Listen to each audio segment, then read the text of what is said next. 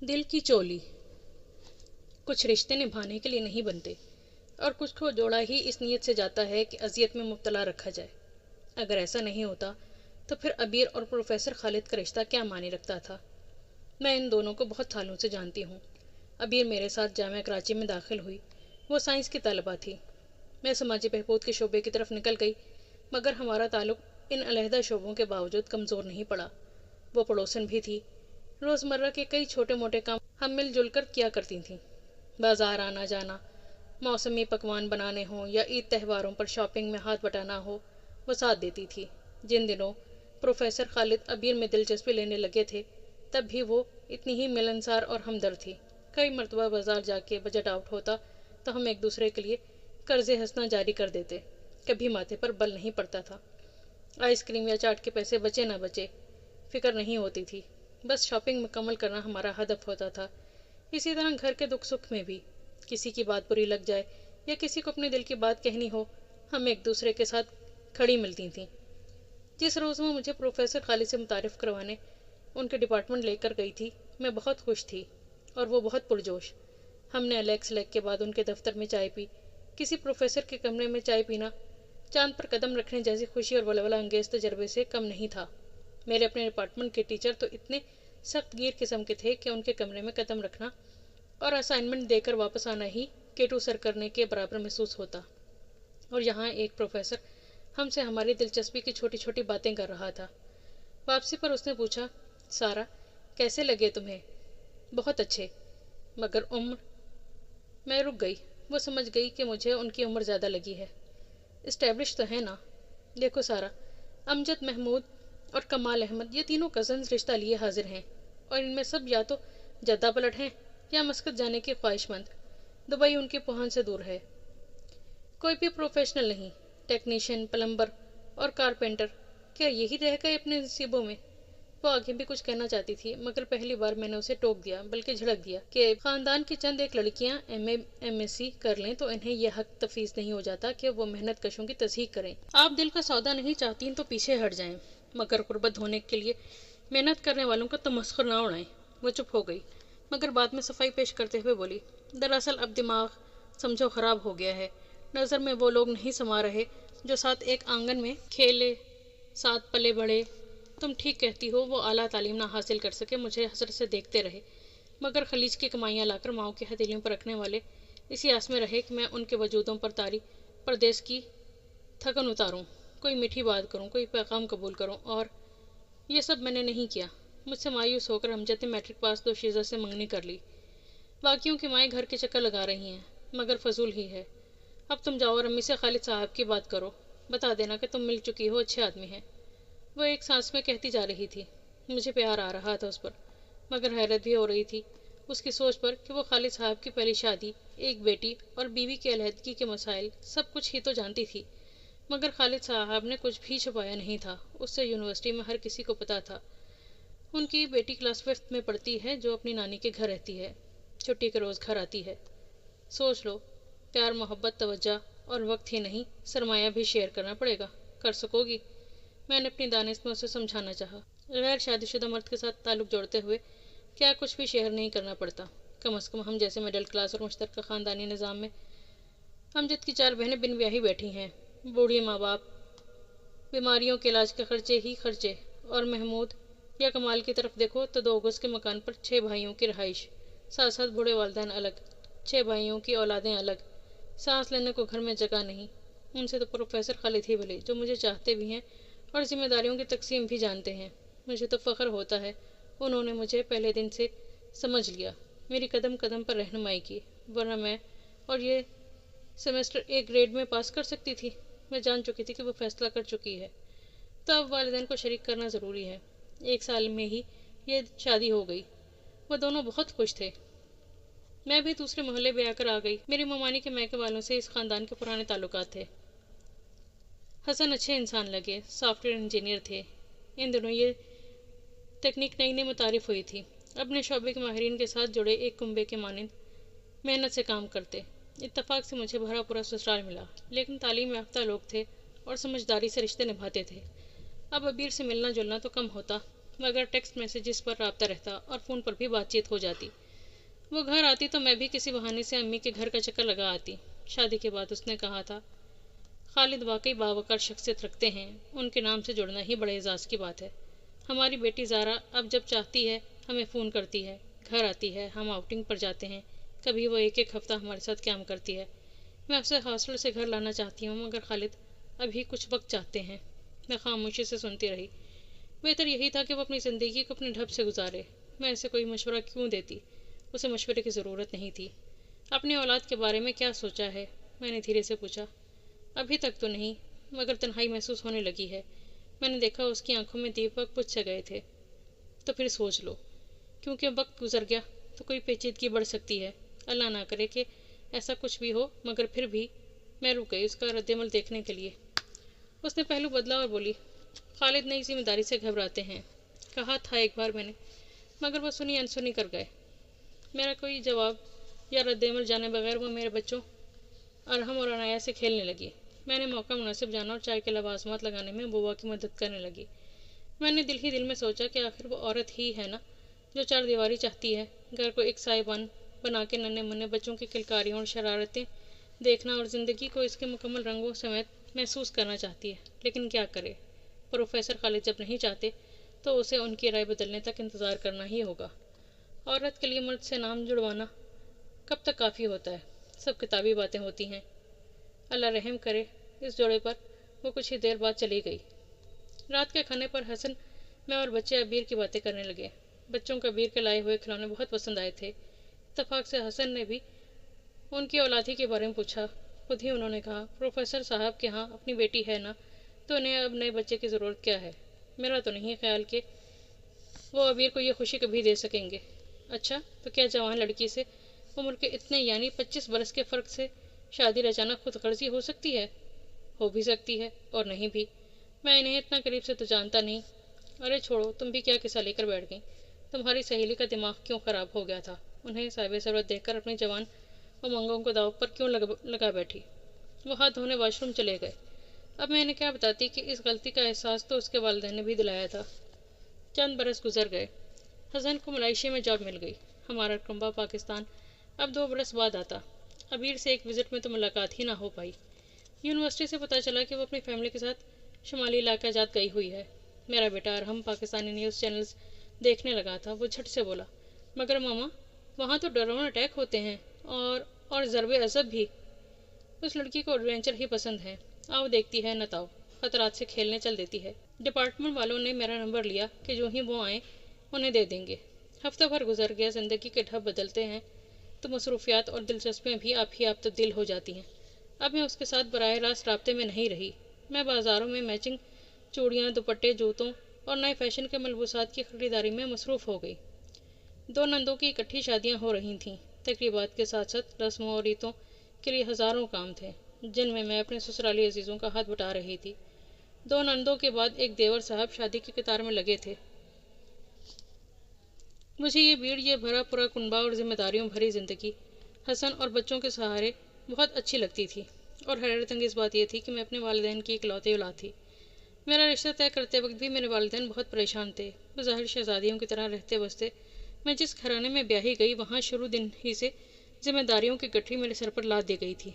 मेरे सामने मेरी रोल मॉडल मेरी खाला और अम्मी थीं, जो 10-10 बच्चों के घरानों में ब्याही गईं और जिम्मेदारियाँ निभाते हुए जिनके माथों पर कभी बल ना पड़े। अबीर की अम्मी भी अपने ससुराल में तीसरी बहू थी और उनके बाद 2 और बहुएं घर में आईं। इस लिहाज से उन्होंने भी इसी तरह मुश्तरका ख़ानदान में ही ज़िंदगी शुरू की थी। लेकिन वो अपनी औलाद में इस तरह के इंतज़ामी ढांचे से मोहब्बत पैदा ना कर सकें।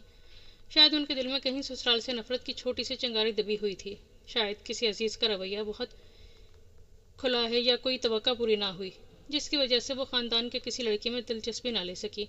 बल्कि गरूर का ये आलम होता कि इल्तफ़ात का जवाब हमेशा सर्द महरी और रूखेपन से देती रही, जिसके बाद किसी का हौसला ही ना पड़ा कि उसे आंख भर के देखता। मास्टर्स करने यूनिवर्सिटी गई तो ख्याल को और भी आज़ादी और तक़वियत मिल गई।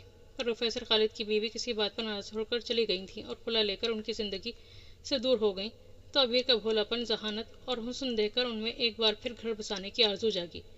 मैंने उसके घर शादी का कार्ड बेध्यानी में दिया, मगर उसने बड़े ध्यान से उसे पढ़ा और अगले रोज़ हम लाउंज में बैठी चाय पी रही थी। मलेशिया कैसा है, کیا تم نے لنکا بیچ دیکھا؟ کیا بنانا بوٹ کو رسی کی مدد سے سولر بوٹ سے باندھ کر کشتی رانی کی؟ اور کبھی پینانگ کی اسٹیٹ مسجد دیکھی؟ میں جب وہاں گئی تھی تب بے ویو بیچ ریزورٹ نیا بنا تھا، بہت خوبصورت جگہ ہے، مگر وہ ایک قصے آج سے 20 برس پہلے کے سنا رہی تھی اور میں اسے آج کے ملائیشیا کے بارے میں بتا رہی تھی۔ کیا کر رہی ہو آج کل؟ میں نے بات پلٹی۔ اس نے بتایا کہ وی سی کی سیکرٹری ہے اور فزکس کے ڈپارٹمنٹ کی اعزازی لیکچرار بھی ہے۔ یہ تو بہت بڑی کامیابی ہے۔ خاک کامیابی ہے، تھک جاتی ہوں سارا دن، کوڑ مغز طلباء کے ساتھ دماغ کی دہی بن جاتی ہے۔ میں ہنستی رہی۔ تمہاری زندگی بہت اچھی ہے، بچے ہیں، شوہر ہے، ملائیشیا ہے اور فکروں سے آزاد زندگی۔ وہ اسی طرح کے تقابلی جائزے لے لیا کرتی تھی۔ تم ایک نسل کو علم نافع عطا کر رہی ہو تاکہ معاشرے کے مفید شہری اور انسان دوست بن جائیں۔ میں چاہتی تھی کہ وہ صحت مندانہ طرز فکر اختیار کرے، کم از کم بڑھاپے کی دہلیز پر پہنچ کر ہی صحیح دنیا کے دلفریب رنگوں کو اینک لگا کے دیکھنے کے بجائے صرف بینائی کا چشمہ لگائے تاکہ دور اور نزدیک سے حقائق کو باریک بینی سے دیکھے۔ اور تم ماں بن گئی ہو، ایک رحمت اور ایک نعمت کو انگلی پکڑ کر انہیں کٹھن راستوں سے منظروں کا پتہ دے رہی ہو۔ تمہارے قدموں تلے جنت آ گئی ہے اور میرے پاس دماغ کھپانے کو ایسی ہی چند مصروفیات رہ گئی ہیں۔